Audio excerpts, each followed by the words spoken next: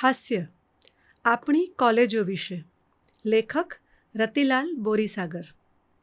થોડા વર્ષ પહેલાં એક બીજા વાલીને પૂછતા કે તમારો દીકરો કે દીકરી કઈ કોલેજમાં ભણવા જાય છે.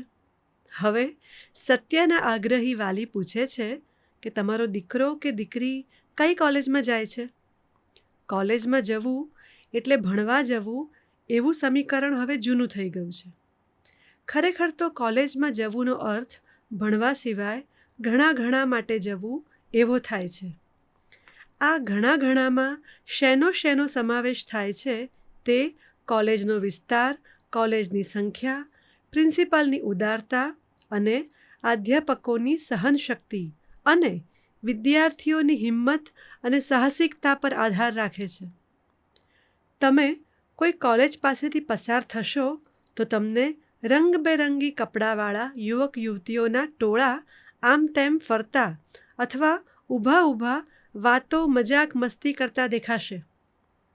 એકવાર હું મારા મિત્રની સાથે એક કોલેજ પાસેથી પસાર થતો હતો ત્યારે મિત્રએ નિસાસો નાખીને કહ્યું, અરે રે, શું થવા બેઠું છે આ દેશનું? કેમ, શું થયું?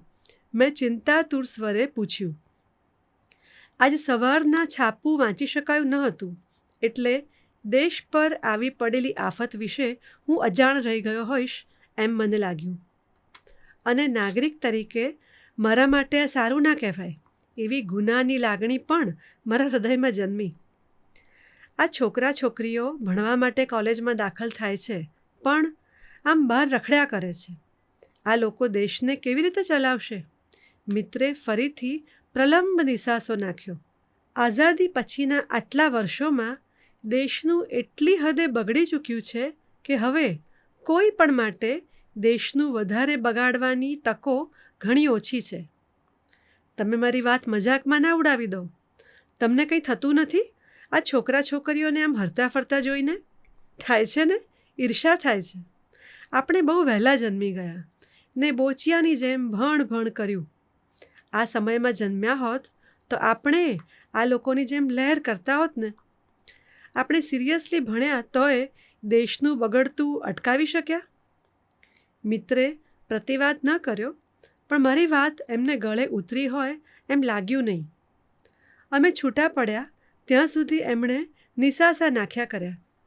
મારા મિત્રનો દીકરો કોલેજમાં પ્રોફેસર થયો. પ્રોફેસરના ઊંચા પગાર ધોરણો જોઈને એ આકર્ષાયેલો. કોલેજના પ્રોફેસરોના ઊંચા પગાર ધોરણોની ઘણી ટીકા થાય છે. વરસમાં અમુક દિવસ 1-2 કલાક કામ કરવાનો આટલો બધો પગાર? એવો પ્રશ્ન ઘણાને થાય છે પણ હું એમ નથી માનતો. પ્રોફેસરોને UGCના પગાર ધોરણ કરતાં પણ વધુ પગાર રાજ્ય સરકારે આપવો જોઈએ એવી મારી લાગણી છે. પ્રોફેસરોને માત્ર ભણાવવા માટે જ પગાર નથી મળતો. કોલેજમાં તોફાન થાય છે. પ્રોફેસરોને કેટલીક વાર માર પડે છે. આ માર ખાવાનું સ્પેશિયલ એલાઉન્સ મેળવવાનો પણ પ્રોફેસરોનો નોકરી સિદ્ધ અધિકાર છે. ઉમાશંકર જોશી કહેતા કે અમારે અધ્યાપકોને મન વર્ગ એ જ સ્વર્ગ છે પણ હવે તો વર્ગમાંથી જ સીધા સ્વર્ગમાં જતા રહેવું પડે એવું જોખમ ઊભું થયું છે. એટલે પ્રોફેસરોને જે પગાર મળે છે એમાં 50% પગાર આ જોખમ અંગે મળે છે. 40% પગાર કોલેજમાં નિયમિત જવા માટે મળે છે. સરકારી કર્મચારીઓને ઓફિસે જવા માટે મળે છે એ રીતે. અને 10% પગાર એને ક્યારેક ભણાવવાની તક મળે અને એ વખતે એનો ભણાવવાનો મૂડ હોય તો એને માટે એટલે કે ભણાવવા માટે મળે છે. મેં પ્રોફેસર થયેલા મિત્રપુત્રને પૂછ્યું, તારી કોલેજમાં ડિસિપ્લિન કેવી છે? બહુ સારી તો નથી પણ અમને કશી તકલીફ નથી પડતી. કેમ? વિદ્યાર્થીઓ વર્ગમાં તોફાન કરે તો તકલીફ તો પડે જ ને. મોટાભાગના વિદ્યાર્થીઓ વર્ગમાં આવતા જ નથી.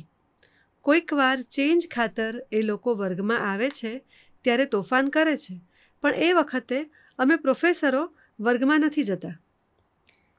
વિદ્યાર્થીઓ વર્ગમાં જવાને બદલે બહાર ચોગાનમાં હરે ફરે એના ઘણા લાભો છે.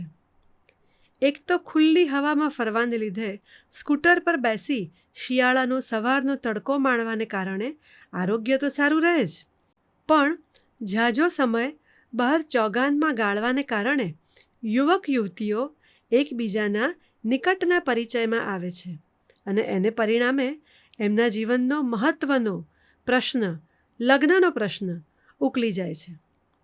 જો કે આ કારણે કેટલાકના જીવનમાં એટલા બધા પ્રશ્નો ઊભા થાય છે કે પછી તેઓ જીવનભર એ પ્રશ્નોમાં જ અટવાયેલા રહે છે. એક વખત એક કોલેજ પર પથ્થરમારો થયો. પથ્થરમારો કરનારાઓમાંથી કેટલાક પકડાયા.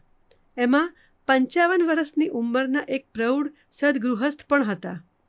પોલીસ ઇન્સ્પેક્ટરને બહુ નવાઈ લાગી. એમણે પેલા સદગૃહસ્થને પૂછ્યું, તમે આ ઉંમરે પથ્થરમારામાં શું કામ જોડાયા? સાહેબ, સાચું કહું, હું આ કોલેજમાં ભણ્યો છું. મારી પત્ની મને આ કોલેજમાંથી જ મળી હતી. એણે મને જે અનુભવ કરાવ્યો છે એનાથી મને મારી આ કોલેજ પર બહુ ગુસ્સો આવે છે. હું મારી પત્નીને તો કંઈ કરી શકું એમ નથી, પણ આજે હું અહીંથી નીકળ્યો એ વખતે છોકરાઓ કોલેજ પર પથ્થરમારો કરી રહ્યા હતા. એ જોઈને હું ઉશ્કેરાયો. બાકી આ લોકો શેને માટે પથ્થરમારો કરતા હતા એ હું જાણતો નથી.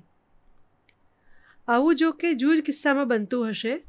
કોલેજના કારણે પરણ્યા હશે એવા કેટલાક સુખી પણ થયા હશે.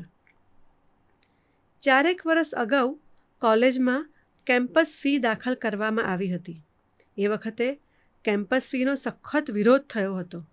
પણ હું માનું છું કે કોલેજમાં કેમ્પસ ફી લેવાનું તદ્દન વ્યાજબી છે. ખરેખર તો ટ્યુશન ફી બંધ કરીને માત્ર કેમ્પસ ફી લેવી જોઈએ. ક્લાસરૂમનો તો ખાસ ઉપયોગ રહ્યો નથી, માટે ટ્યુશન ફી બંધ કરવી અને ચોગાનોનો ભરપૂર ઉપયોગ થાય છે, તેથી કેમ્પસ ફી લેવી એ તદ્દન વ્યાજબી વાત છે. વિદ્યાર્થી કેમ્પસ પર હાજર થાય એટલે એની હાજરી માન્ય કરી દેવી જોઈએ. દરેક પિરિયડમાં અધ્યાપક પેલા મેદાન પર જઈ હાજરી પૂરે અને પછી વર્ગમાં જઈ જે વિદ્યાર્થીઓ વર્ગમાં હોય તેમને ભણાવે. વર્ગમાં કોઈ ન હોય તો શાંતિથી કોમન રૂમમાં બેસે, શેર બજારનું સાહિત્ય વાંચે અથવા સહ અધ્યાપકો જોડે ગપ્પા મારે. કેમ્પસ પર હાજરી પૂરવામાં અધ્યાપકોને નાનમ લાગતી હોય તો હાજરી પૂરનારની નવી પોસ્ટ UGCએ ઊભી કરવી જોઈએ અને આ કામ કરનાર માટે અંગ્રેજીમાં કોઈ સારું નામ શોધી કાઢવું જોઈએ. આમાંથી ભવિષ્યમાં ઘેર આવીને હાજરી પૂરી જાઓ એવી માગણી ઉઠવા સંભવ છે. એવું થાય ત્યારે આ માગણી અંગે પણ સહાનુભૂતિથી વિચારી શકાશે. ટ્યુશન ફી લેવાની સત્તા ફક્ત કોચિંગ ક્લાસના સંચાલકોને જ આપવી. ઉચ્ચ શિક્ષણમાં આટલા ફેરફાર તાત્કાલિક કરવા જોઈએ. નોંધ: હજુ કેટલાક પ્રિન્સિપાલો વિદ્યાર્થીઓએ કોલેજમાં હાજર રહેવું જોઈએ અને તે પણ વર્ગમાં હાજર રહેવું જોઈએ એવો દુરાગ્રહ રાખે છે. હજુ કેટલાક અધ્યાપકો વર્ગમાં ભણાવવાનો આગ્રહ રાખે છે. હડતાલ વખતે ભણાવવાનો આગ્રહ રાખે છે. આવા જીવોને પ્રભુ સદ્બુદ્ધિ આપે.